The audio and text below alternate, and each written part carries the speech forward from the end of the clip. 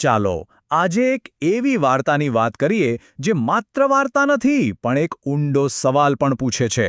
શું એવું બની શકે કે પ્રાણીઓ માણસો કરતાં વધુ સમજદાર હોય? ચાલો શાંતિની આ અનોખી રૂપક કથામાં જરા ઊંડા ઉતરીએ અને જવાબ શોધવાનો પ્રયત્ન કરીએ. જરા વિચારી તો જુઓ, એક એવું દ્રશ્ય જ્યાં વાઘ અને ગાય એકસાથે ચાલી રહ્યા છે અને નોણીઓ અને સાપ જાણે કે પક્કા મિત્રો હોય એમ બેઠા છે. આ કોઈ સપનાનું ચિત્ર નથી હો. આ તો એક એવી ઘટનાની શરૂઆત છે જેણે સૌ કોઈને વિચારતા કરી દીધા હતા. તો આખરે આ અશક્ય લાગતા સુમેળ પાછળનું રહસ્ય હતું શું? અને સવાલ પણ એ જ છે, એવી તે કઈ તાકાત હશે જેણે આ જન્મજાતના દુશ્મનોને એક સાથે લાવી દીધા? જવાબ ખબર છે, એક એવી જગ્યાએ છુપાયેલો છે જેની આપણે કલ્પના પણ ના કરી શકીએ. ચાલો આ રહસ્યમય સરઘસની પાછળની કહાણી જાણીએ. જુઓ, દરેક મોટી અને અસામાન્ય ઘટના પાછળ કોઈને કોઈ કારણ તો હોય જ છે. આ અકલ્પનીય સરઘસની વાર્તા પણ એકદમ ભય અને અંધાધૂંધીના માહોલથી શરૂ થાય છે. આ ગભરાટભર્યા શબ્દો છે કુકુ નામના એક કુકડાના, અને તે એક એવી મુશ્કેલી તરફ ઇશારો કરે છે જે પ્રાણીઓએ નહીં પણ માણસોએ ઊભી કરી હતી. અને આ જ અંધાધૂંધી આખી વાર્તાના કેન્દ્રમાં છે. તો મૂળ સમસ્યા એ હતી કે માણસો જ એકબીજાના લોહીના તરસ્યા બન્યા હતા. લાકડીઓ અને પથ્થરોથી લડી રહ્યા હતા. આખા શહેરમાં જાણે એક ભયંકર તોફાન મચ્યું હતું.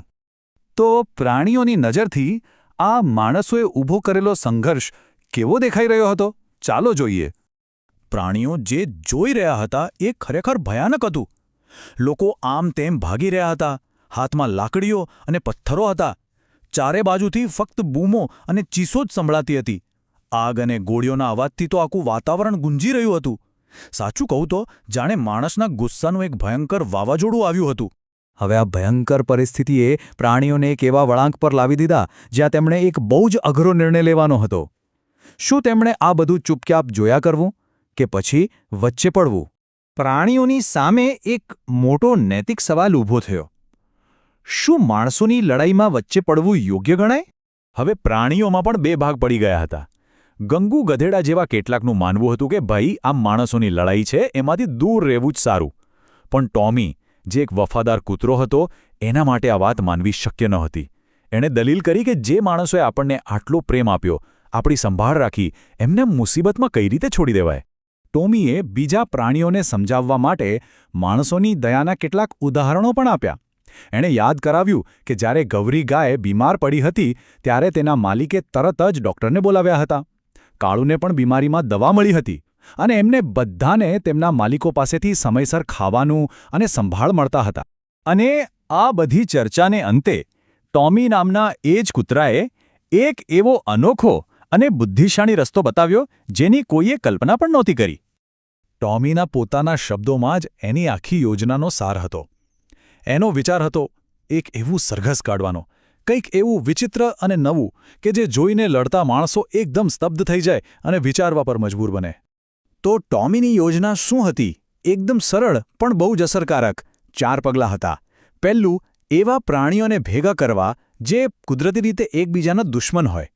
બીજું, તેમને એકસાથે શાંતિથી ચલાવીને એકતાનું જીવંત ઉદાહરણ પૂરું પાડવું. ત્રીજું, આ સરઘસને સીધું લડતા લોકોની વચ્ચેથી જ પસાર કરવું. અને ચોથું અને સૌથી મહત્વનું, એક પણ શબ્દ બોલ્યા વગર માત્ર દ્રશ્યની તાકાતથી માણસોને તેમની ભૂલનો અહેસાસ કરાવવો. અને આ યોજનાની સૌથી મોટી વાત તો એ હતી કે એમાં કોણ કોણ જોડાયું હતું.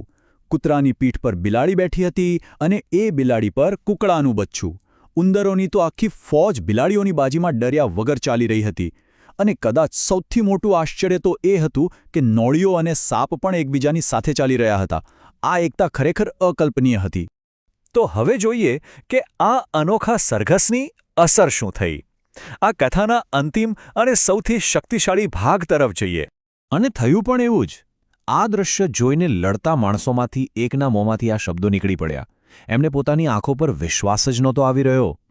લોકોના મનમાં પરિવર્તનનું આ પહેલું પગલું હતું. જે લોકો થોડીવાર પહેલાં ગુસ્સાથી બળી રહ્યા હતા તેઓ હવે આશ્ચર્યમાં ડૂબી ગયા હતા. આશ્ચર્ય પછી તેમના મનમાં શરમનો ભાવ જાગ્યો. હાથમાં પકડેલી લાકડીઓ અને પથ્થરો હવે તેમને પોતાના જ કૃત્ય પર શરમ આવતી હોવાથી ભારે લાગવા માંડ્યા. અને પછી જે બન્યું તે કોઈ ચમત્કારથી ઓછું નહોતું. લડાઈ એકદમ બંધ થઈ ગઈ. લોકોએ પોતાના હથિયાર નીચે ફેંકી દીધા. તેઓ પોતાની મૂર્ખતા પર પસ્તાવો કરવા લાગ્યા અને એક નવી શરૂઆત કરવાનો નિર્ણય કર્યો.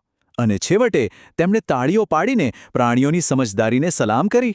ટોળામાંથી એક માણસના આ શબ્દો આખી ઘટનાનો સાર કહી દે છે કે જે બોલી શકે છે, વિચારી શકે છે, એ લડી રહ્યા છે, અને જે મૂંગા છે તે શાંતિ અને એકતાનો પાઠ ભણાવી રહ્યા છે.